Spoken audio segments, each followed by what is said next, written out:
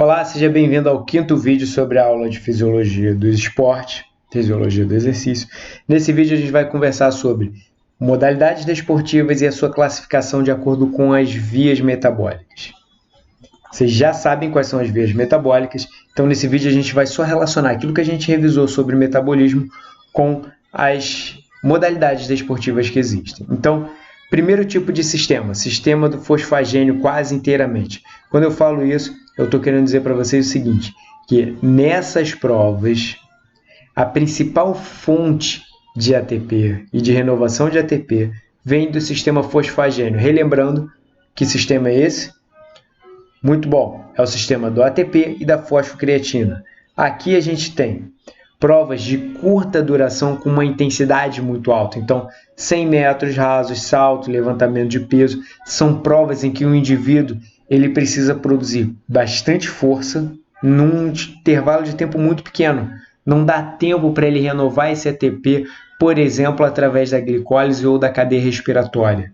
O que a gente tem aqui são provas em que o tempo de duração é muito curto. Então, toda vez que a prova tiver um tempo curto e uma intensidade de contração muito alta, eu tenho, então, uma prova do tipo sistema fosfagênio. Provas cujo tempo demora um pouco mais ou são intermitentes, a gente tem o sistema fosfagênio e do glicogênio ácido lático. Então, por exemplo, uma prova de 200 metros rasos, ela dura mais do que 10 segundos. Então, a gente precisa renovar esse ATP. Renova esse ATP através da produção pouco eficiente, porém rápida, que é a produção através da glicólise, de maneira anaeróbica.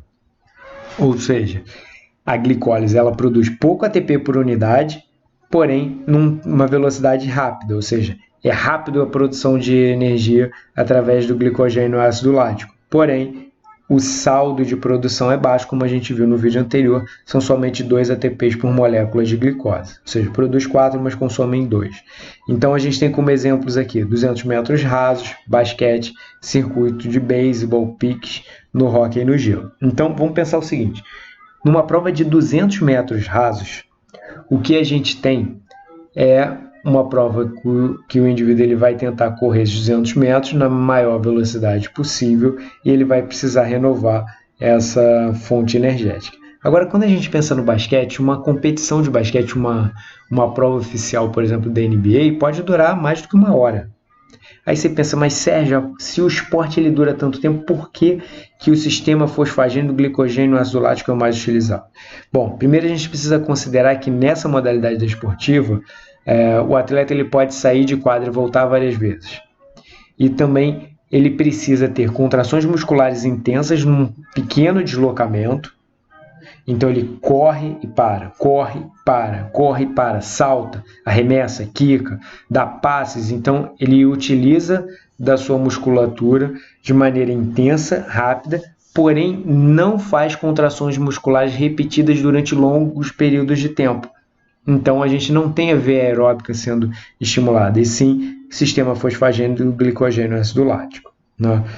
Outro conjunto de atividades, a gente tem as provas que têm um tempo mais longo, como, por exemplo, 400 metros rasos, natação de 100 metros, em que é glicogênio ácido lático principalmente a forma de renovar o ATP. Aí aqui cabe uma observação, por exemplo, para o futebol.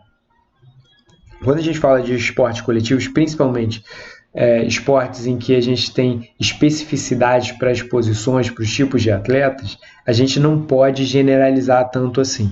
Quando eu analiso, por exemplo, um goleiro, o goleiro ele fica a maior parte do tempo parado no campo ou na quadra, dependendo, é claro, de como está o jogo. Por exemplo, se você pega uma partida de futebol com o meu time, com o Vasco, o goleiro quase que não trabalha.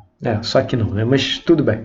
Então, numa prova em que o time está sendo muito atacado, o goleiro ele é muito recrutado. Num jogo em que está fácil essa competição, por exemplo, se o Vasco for jogar contra o Flamengo, vai ser fácil para o Vasco. Então, o goleiro quase não vai trabalhar. Se o goleiro quase não trabalha, a gente tem ali, na verdade, uma atividade física cuja intensidade do goleiro está muito baixa. E quando ele é recrutado, ele utiliza sistema fosfagênio para produção de trabalho e renovação de ATP. Agora, quando a gente fala, por exemplo, um atleta, um lateral que corre bastante, se esse lateral ele corre muito, ele chega a correr, por exemplo, 5 km, 6 km numa partida, a gente não tem somente glicogênio ácido lático sendo utilizado, a gente tem também as vias aeróbicas, a via aeróbica sendo utilizada para renovação de energia. Uma outra coisa que eu gostaria de destacar também é que a qualidade da partida também influencia muito. Uma partida de tênis amador ela tem um tempo de duração muito menor do que uma partida profissional. Uma outra coisa que influencia bastante, que a gente observa aí nas modalidades, é treinamento e competição. Por exemplo, judô. O judô é uma luta, é uma prova que utiliza o sistema fosfagênio e glicogênio ácido lático. Porém, se a prova for muito rápida, por exemplo, o sujeito toma um ipom, pode ser que a produção de energia dele tenha sido muito pequena, tenha sido só o sistema fosfagênio. E se a gente comparar o dia da competição do judô com o dia do treinamento, o treinamento ele dura muito mais tempo, ele utiliza glicogênio ácido lático e via aeróbica. E eu ainda preciso analisar como é que está a planilha de treinamento. O atleta ele não treina todo dia a mesma coisa. A diversidade de movimentos e treinamento faz parte para uma melhor adaptação ao condicionamento físico. Então, eu observo a planilha e vejo como está o treinamento para conseguir identificar se essa é uma atividade física do tipo aeróbica ou anaeróbica. Por exemplo, o treinamento pode ser bastante aeróbico, mas a prova, a competição principal pode ser glicogênio ácido lático ou até mesmo sistema fosfagênio. Vamos lá, provas com período de tempo mais longo, glicogênio ácido lático e aeróbico. Notem que aqui tem um boxe, e o boxe a gente faz a mesma observação. Se o sujeito for nocauteado logo no primeiro round, essa prova ela não vai chegar a utilizar a via aeróbica, mas no boxe olímpico com proteção, principalmente nas categorias de peso leve, né, de menor massa corporal, a gente tem a prova sendo decidida por pontos lá no final do último round, e isso normalmente faz com que a prova seja bastante aeróbica. Agora, se você me perguntar como que é o treinamento do boxe, eu vou falar para você, o treinamento, na maior parte das vezes, é bastante aeróbico, né? E sistema aeróbico, principalmente, predominantemente, a gente tem aqui a patinação, maratona, jogging, atividade, cujo tempo de duração ele é bem longo. Espero que isso tenha ficado bem claro para vocês sobre os tipos de modalidade, e essa análise ela depende da posição, depende do tempo de prova, da intensidade de contração. Então, vale a pena a gente refletir bastante sobre a modalidade que a gente está observando para conseguir classificá-la da melhor forma possível.